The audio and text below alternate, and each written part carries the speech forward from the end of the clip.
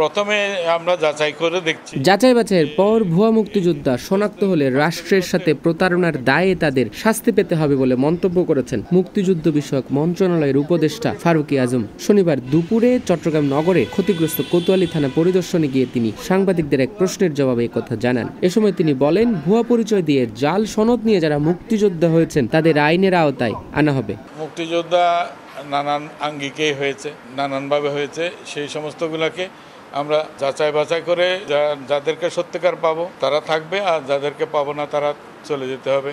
এবং প্রতারণার দায়ে তাদের অনেককে রাষ্ট্রের সাথে প্রতারণার জন্য তাদেরকে শাস্তিও পেতে হবে। পরে তিনি কোতোয়ালী থানা পরিদর্শন করেন, কথা বলেন পুলিশ সদস্যদের সাথেও। এ সময় চট্টগ্রাম মেট্রোপলিটন পুলিশের কমিশনার সাইফুল ইসলাম, জেলা প্রশাসক আবুল বাশার ফখরুজ্জামান সহ ঊর্ধ্বতন কর্মকর্তারা উপস্থিত ছিলেন। প্রসঙ্গত, গত 13ই আগস্ট অন্তর্বর্তী সরকারের উপদেষ্টা হিসেবে শপথ নেন চট্টগ্রামের সন্তান বীর মুক্তিযোদ্ধা ফারুকী আজম। রাষ্ট্রপতি মোহাম্মদ শাহাবুদ্দিন তাকে শপথ বাক্য পাঠ করান।